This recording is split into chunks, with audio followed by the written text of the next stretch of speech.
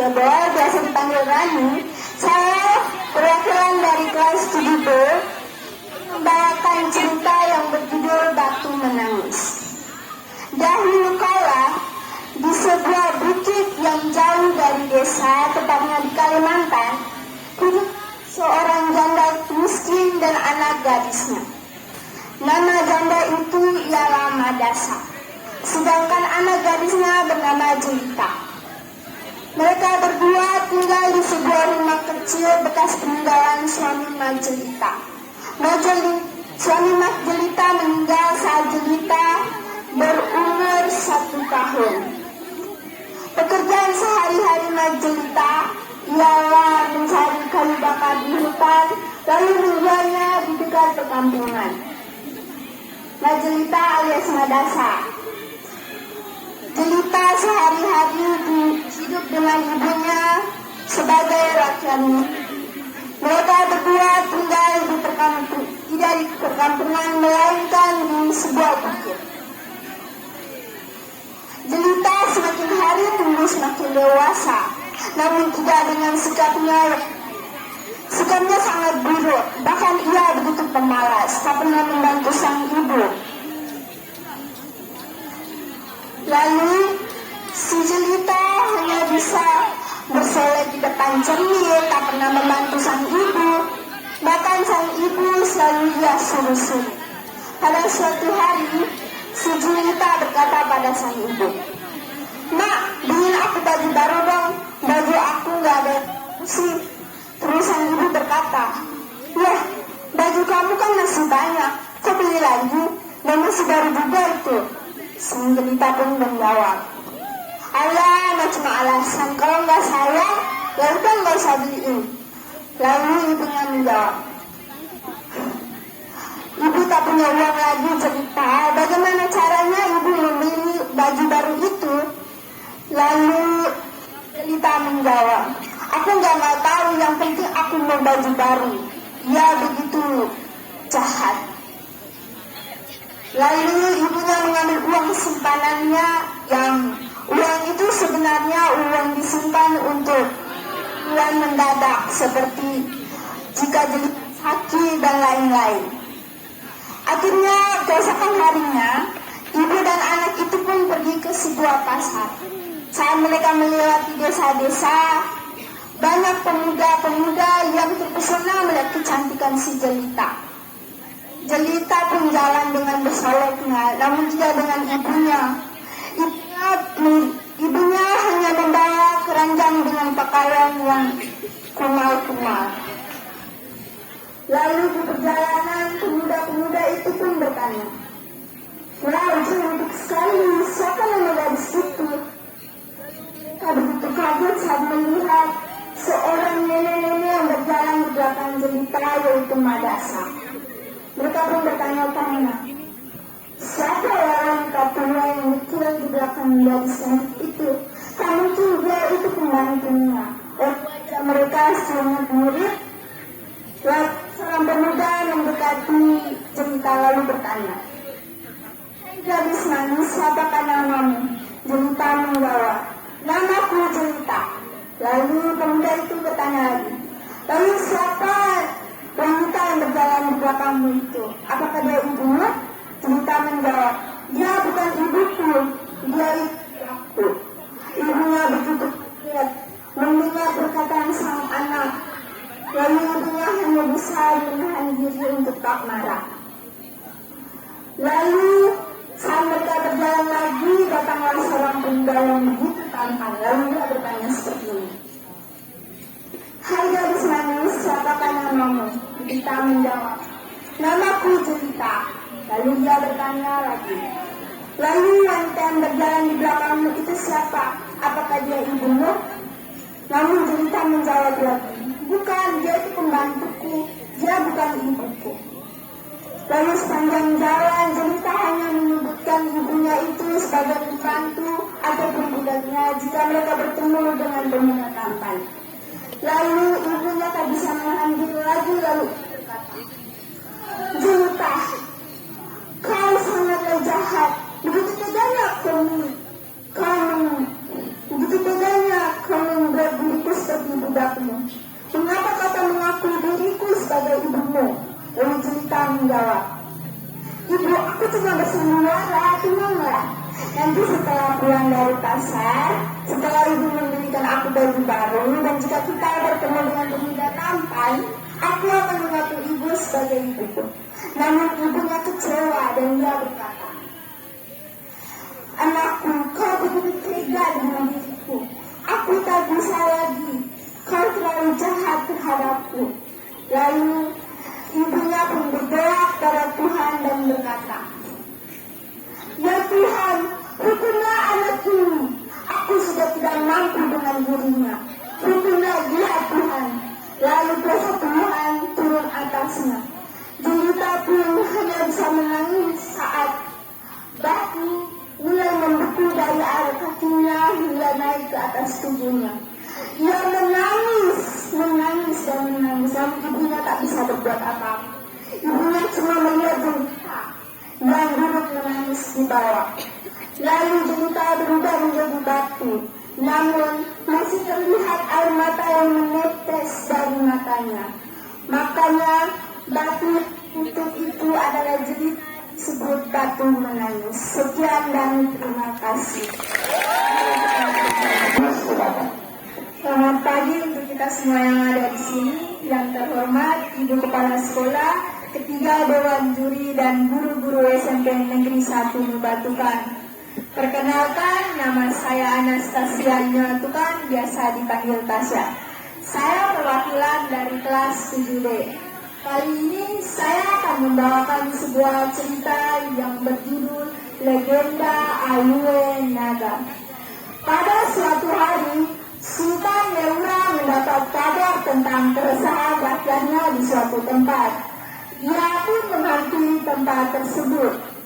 Tuan, banyak ternak kami yang lain saat berada di Bukit Lango, kata seorang peternak. Terkadang bukit itu menyebabkan gempa bumi dan longsor, sehingga sering sekali menimpa orang yang kebetulan lewat di bawahnya, tambah yang lainnya. Sejak kapan kejadian itu? Tanya Sultan Neura. Sudah lama tuanku, sejak ayahanda mangkat, tambah yang lain.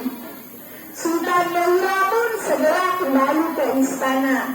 Sesampainya di istana, ia pun menemui Raja Renggali, adik dari Raja Linemude.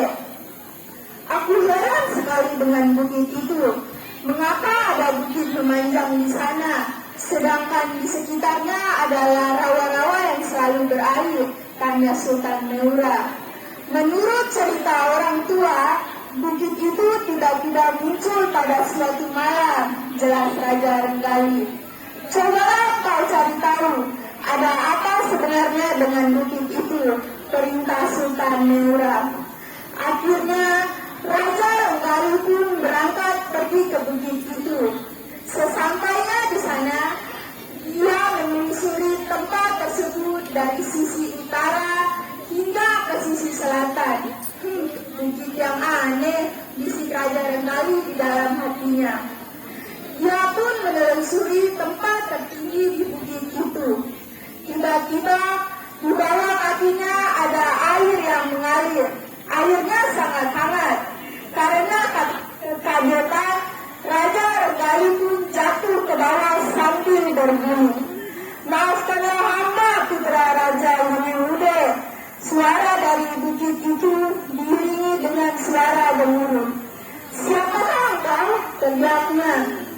Air yang tadi makin menggenangi kaki Renggali.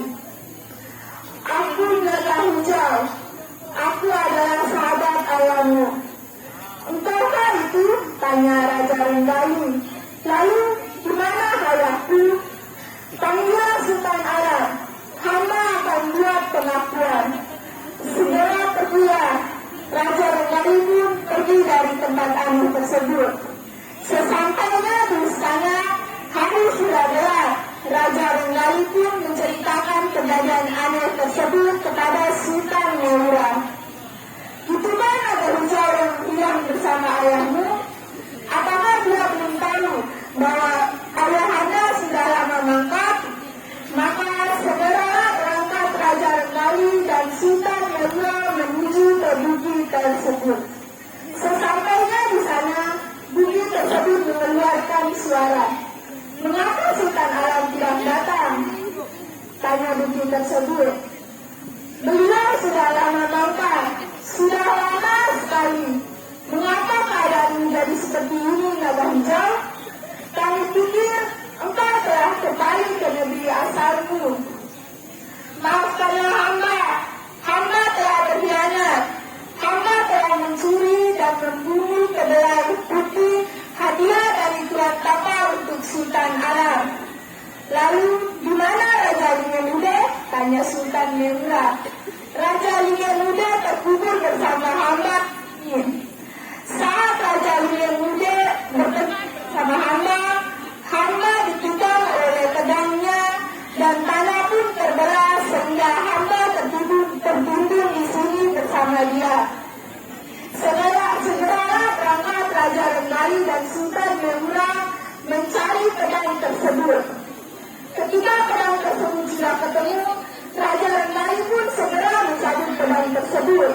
Pedang tersebut pun tercabut, tetapi naga itu masih tidak mau bergerak. "Hukumlah aku pantas dihukum," kata naga itu. "Sudah cukup hukuman yang kamu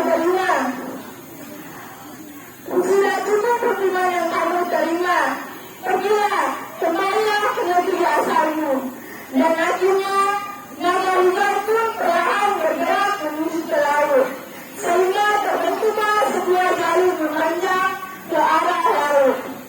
Dari kejadian ini, sebuah jalur menuju ke arah laut di pinggiran Huta Raja disebut dengan Air Naga. Cerita pun selesai. Sekian dari saya dan terima kasih. Terima kasih atas kesempatan yang diberikan. Yang saya hormati Ibu Kepala Sekolah, para rekan guru dan juri sekalian. Pada kesempatan ini saya akan bercerita. Cerita saya berjudul Legenda Pulau Kapal. Pada suatu ketika dikisahkan sebuah keluarga yang sangat miskin. Mereka tinggal di dekat Sungai Cecurut. Keluarga tersebut memiliki seorang anak yang bernama Pur sangat rajin untuk membantu orang tuanya dalam mencari nafkah. Keluarga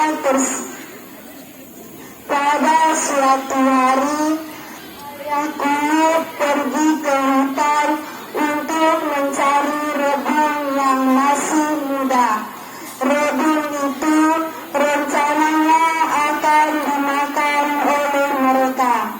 Akan tetapi ketika sedang menebang rebung, Pur melihat tongkat yang berada di tengah rumpun bambu. Tongkat tersebut ketika melihat tongkat tersebut, Pur merasa aneh dengan tongkat tersebut. Ia pun mengambil tongkat tersebut dan membersihkannya dari kotoran yang menempel pada tongkat tersebut. Setelah tongkat tersebut berhasil dibersihkan, terlihat kilauan bintang permata dan batu merah delima yang bertaburan di tongkat tersebut. Pur pun bertanya dalam hati, siapakah pemilik tongkat ini? Pasti dia merasa aneh. Setelah ia memutuskan untuk pulang, ia membawa pulang tongkat tersebut. Sesampainya di rumah, tongkat tersebut ditaruhnya di atas meja. Ia cuma melihat Pur yang sedang tertidur karena kelelahan mendorong kereta.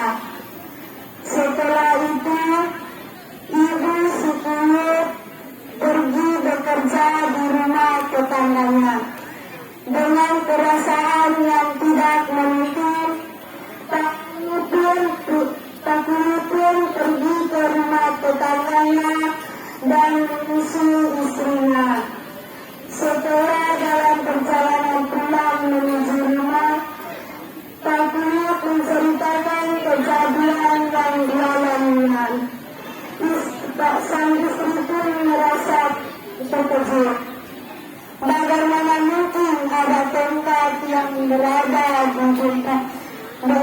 Bagaimana mungkin ada tongkat berharga berada di dalam hutan belukar? Risau si istri. Telah berapa hari keluarga tersebut merasa kehilangan beban. Takut istri dan si tuyul merindukan benda temuan tersebut.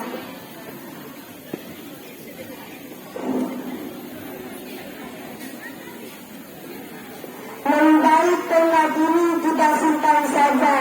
Siapa tahu ada yang merasa kehilangan dan datang mencarinya. Risau takut. Di mana kita akan menemukannya, Pak? Kita kan tidak punya lemari. Kalau kita simpan di luar, nanti aku takut ada orang yang mencurinya. Risau sang istri. Setelah itu, Kuyu pun berbicara. Lebih baik kita jual saja tongkat berharga itu. Dengan berbagai pertimbangan, akhirnya mereka memutuskan untuk menjual tongkat temuan tersebut. Mereka menjual kepada seorang saudagar kaya raya dengan jumlah yang cukup tinggi. Dengan beberapa hari kemudian, tongkat tersebut dijual kepada seorang saudagar yang kaya. Kuyu pun tidak langsung pulang ke rumahnya. Ia memilih tinggal di perantauan.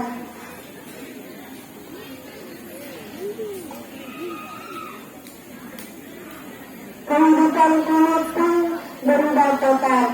Ia menikah dengan seorang saudagar yang kaya di sana. Ketika beberapa tahun, mertua si Kuyu menyuruh Kuyu dan istrinya untuk berdagang ke negeri lain. Mereka berdagang ke negerinya. Setelah tiba di kampung Cecurut, ia teringat akan kampung halamannya dan orang tuanya. Di situ ada berbagai macam hewan yang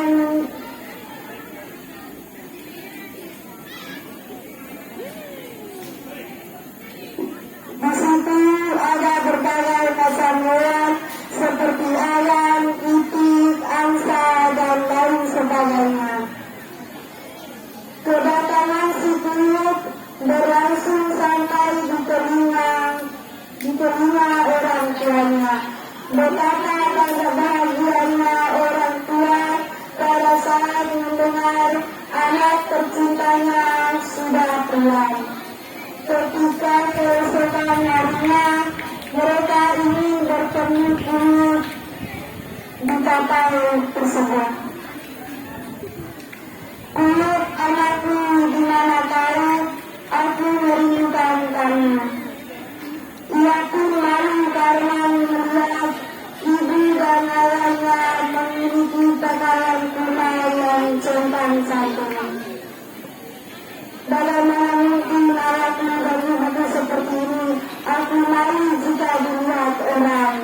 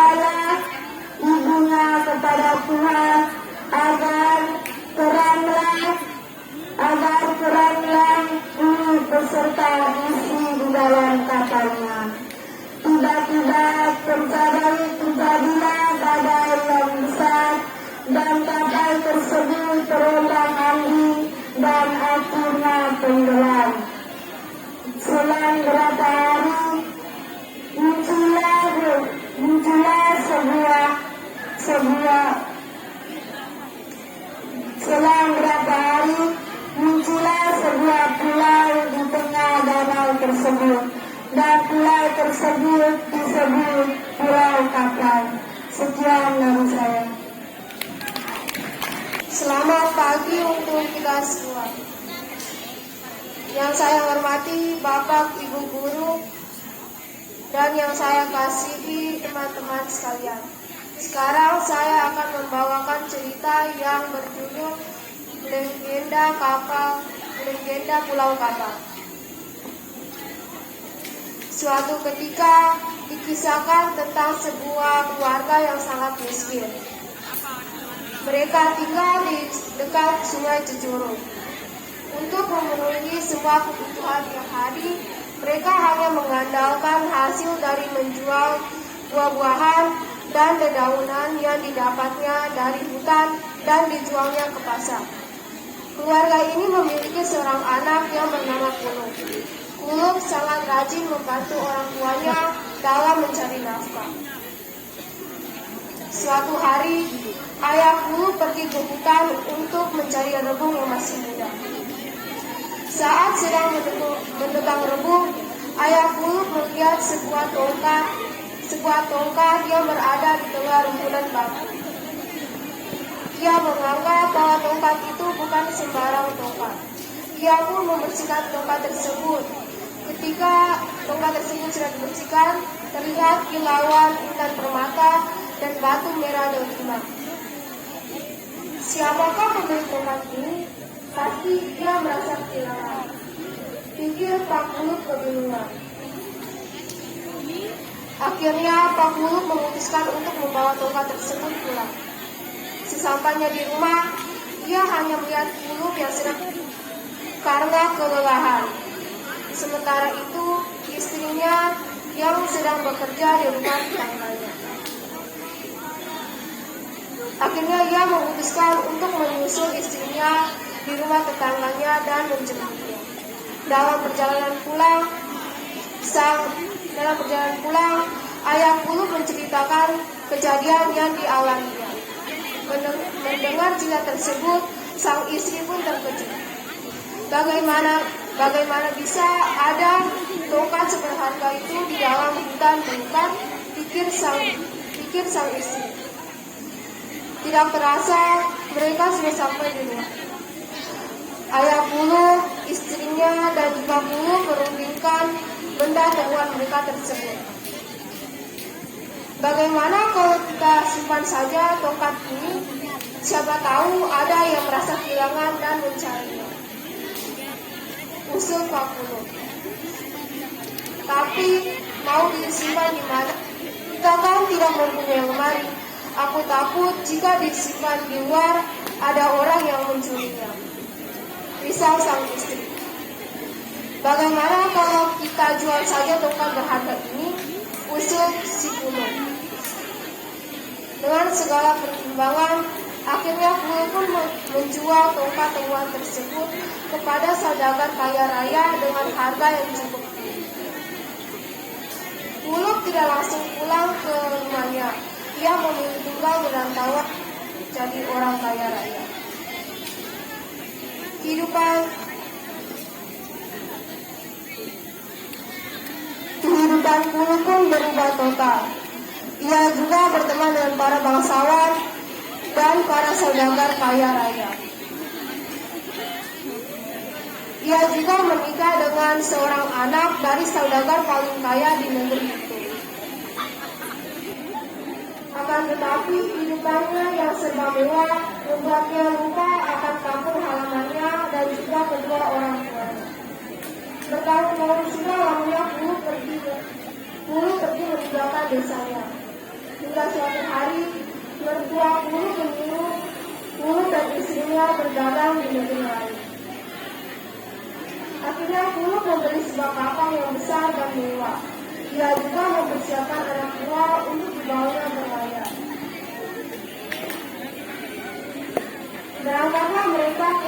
Berangkatlah Kuluk, istrinya, serta anak buahnya ke negeri lain. Sesampainya di muara Sungai Cicurug, Puluh teringat akan kampung halamannya. Berita kedatangan Puluh pun terdengar sampai di telinga kedua orang tua. Betapa senangnya hati kedua orang tua dengan kabar tersebut. Sang ibu pun sibuk mempersiapkan makanan kesukaan si Puluh. Keesokan harinya, kedua orang tua si Puluh pergi ke kapal si Puluh untuk menemuinya dengan membawa makanan kesukaannya. Setibanya di kapal, ibu Puluh berteriak memanggil nama Puluh. Puluh, anakku, di mana kau? Ibu di sini. Dengar, Puluh pun mendengar teriakan sang ibu. Puluh pun merasa malu jika semua orang tahu bahwa kedua orang tuanya yang berpakaian kumal dan rendah miskin itu adalah ayah dan ibu kandungnya. Siapa kalian? Cepat pergi dari kapalku, teriak si Puluh. Apakah tidak mengenal kami lagi? Kami adalah ayah dan ibumu. Jawab ibu Puluh dengan sedih. Aku tidak menyukai makanan kampung seperti ini. Perlu kalian tahu, orang tuaku adalah saudagar kaya raya, bukan miskin.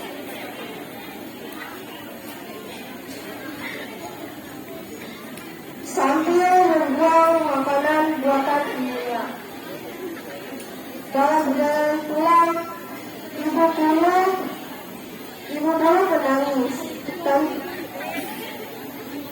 ibu Puluh tidak bisa menahan amarahnya dengan emosi berkata, jika saudagar kaya raya itu adalah anakku si Puluh, biarkan dia mati bersama kapalnya. Tiba-tiba badai besar datang dan gelombang laut yang tinggi menerjang kapal si Puluh. Kapal si Puluh terombang-ambing kembali. Beberapa hari kemudian, di tempat karamnya kapal si Puluh tersebut muncullah sebuah ular yang berbentuk menyerupai kapal. Pada waktu-waktu tertentu, terdengar suara binatang bawaan si Puluh. Akhirnya pulau tersebut dinamakan Pulau Kapal. Sekian dan terima kasih.